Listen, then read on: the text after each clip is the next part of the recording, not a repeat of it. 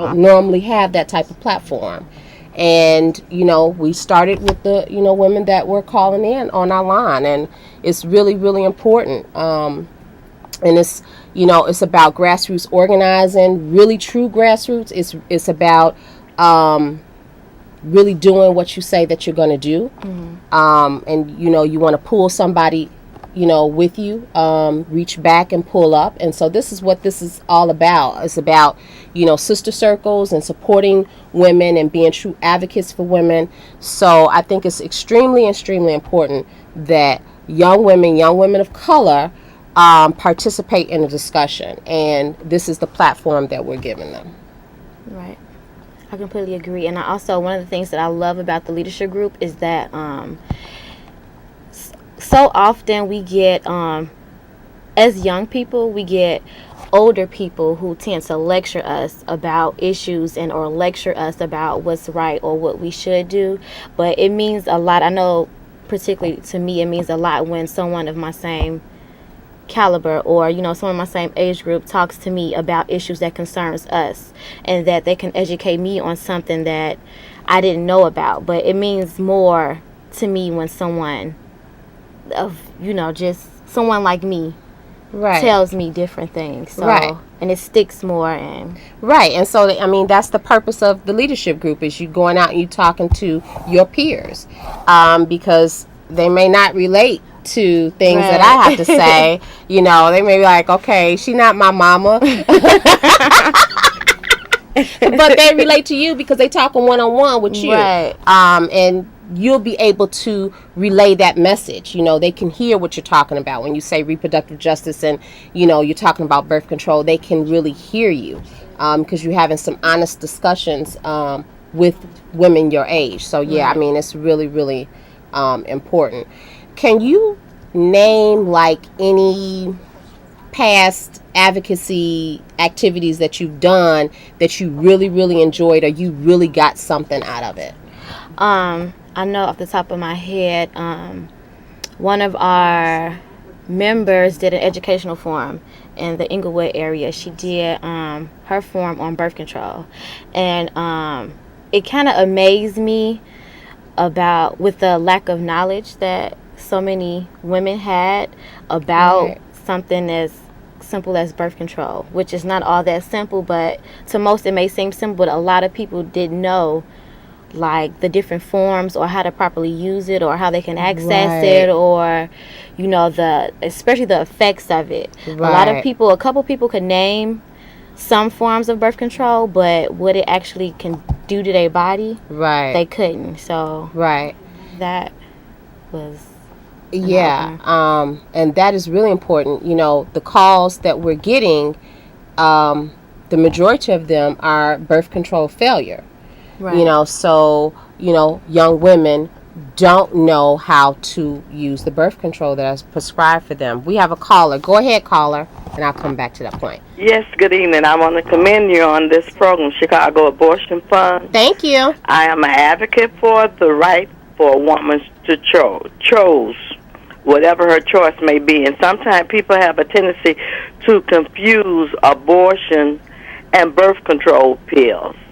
And we need to be more forceful and understanding that this is real, and as they apply things, it's basically a black and white issue, and it shouldn't be. It's all about a woman's right to choose, regardless of what her race or religion is. And keep up the good work. Thank you very much for calling in. Thank you.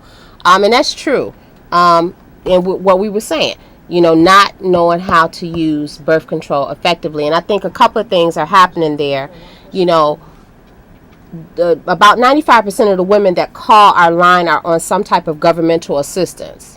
So what that tells us is that they either go to their clinic health centers for their health care or emergency rooms, or they don't go for health care. And if they're going to a clinic, they may not have a regular doctor every time. So they don't develop a relationship to talk about those type of things. We have a caller. Go ahead, caller. So to talk about those type of things, they have questions. And if their doctor is constantly changing, how do they even feel comfortable Exactly. You know, talking about reproductive health and sexual issues with someone that's constantly changing. I think we have another caller. Go ahead, caller. You ladies always talking about the rights of the mother. So, anyway, and on that note, I will say that we always get that argument about, you know, what about the rights of the unborn or the, you know, the child and so forth. And my thoughts on that, and will continue to be, is that a potential possible life doesn't trump a life already in existence. Exactly. And so that's my thoughts, and you know, I'm going to stick to that. Anyway, so back to the whole, you know, birth control. You know, the callers calling in, you know, have birth control failure. And we always get tons of calls from women that were using the patch, and they're overweight. That, you know, the patch you only use up to a certain certain weight. Yeah, it's a weight But limitation. doctors are prescribing it to women that are not supposed to be even using it. You know, so that doesn't make sense. Or if a woman is using birth control and the dosage is too high and it's making her sick, or she's not going to want to take it. Exactly. You know, so it's just, it needs to be more education. It needs to be better health care.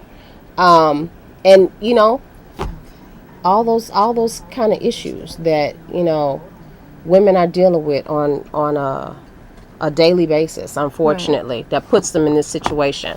Go ahead, caller. I would like to say, as far as rights, that first you have an embryo. Oops. I'm sorry, caller. I think I hung up on you by accident. So if you can please give us a call back. I think I accidentally hit something. So what was I saying about the whole birth control thing? Failure. Right, the birth control failure and pills and that kind of stuff. And so, yeah, you know.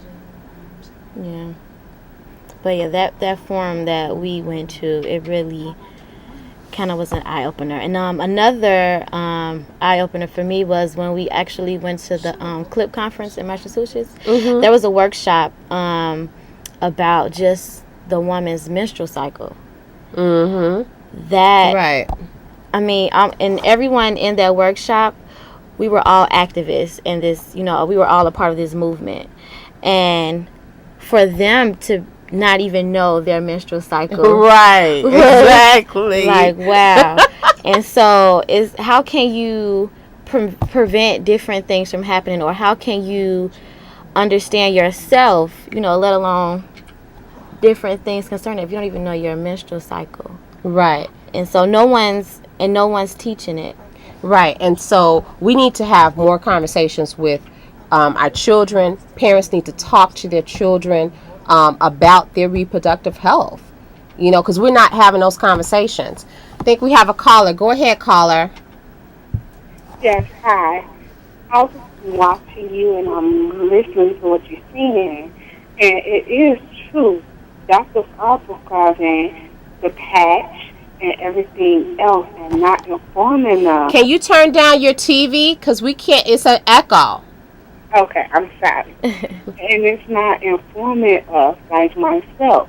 I was taking a birth control, and I had a surgery which caused me to use antibiotics. Right. Okay?